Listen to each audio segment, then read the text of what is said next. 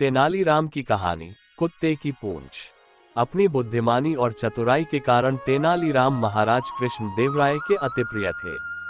इसलिए उनके प्रति राजगुरु और अन्य दरबारियों की ईर्ष्या चरम पर रहती थे। सभी ऐसे अवसर की प्रतीक्षा में रहते थे जब वे तेनालीराम को महाराज के समक्ष नीचा दिखा सके। एक दिन राजगुरु ने सबके साथ मिलकर तेनालीराम को अपमानित करने की योजना बनाई और महाराज के पास जा पहुंचे। उन्होंने महाराज के कान भरते हुए कहा, महाराज, क्या आप जानते हैं कि तेनालीराम के पास वह विद्या है जिससे लोहा भी सोना बन जाता है।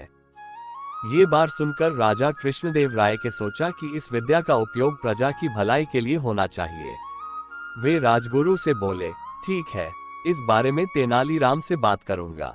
अगले दिन उन्होंने तेनालीराम को राजदरबार में बुलाकर पूछा, तेनाली, मुझे ज्ञात हुआ है कि तुम्हारे पास लोहे को सोने में परिवर्तित करने की विद्या है और उसके प्रयोग से तुमने बहुत सारा धन इकट्ठा कर लिया है।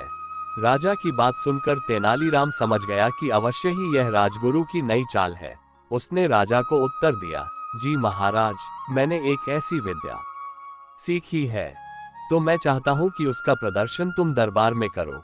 महाराज बोले, अवश्य महाराज, कल सुबह मैं अपनी विद्या का प्रदर्शन करूंगा। कृपा कर मुझे कल तक का समय प्रदान करें। राजा कृष्णदेव राय ने तेनालीराम को अगले दिन तक का समय दे दिया। अगले दिन राजदरबार भरा हुआ था। लोग लोहे को सोना बनता हुआ देखने के लिए जमा थे। वहां उपस्थित राजगुरु और उनके साथी बड़े प्रसन्न थे कि अब तेनालीराम को महाराज के सामने अपमान का मुंह देखना पड़ेगा। कुछ देर बाद तेनालीराम दरबार में उपस्थित हुआ। उसके साथ एक कुत्ता भी था जिसकी पूंछ एक नली में डली हुई थी। कुत्ते को राजदरबार में देख राजा क्रोधित हो गए और तेनालीराम से बोले, तेनाली, तुम्हारा इतना साहस कि तुम कुत्ते को दरबार में लेकर आ गए। महाराज, मेरी धृष्टता के लिए क्षमा करें, किंतु मुझे कोई भी सजा देने के पूर्व कृपा कर मेरे इस प्रश्न का उत्तर दें। तेनालीराम हाथ जोड़कर बोला, पूछो महाराज, कितने वर्षों तक कुत्ते की पूंछ को नली में डालकर रखने पर वह सीधी हो जाएगी। तेनालीराम ने पूछा।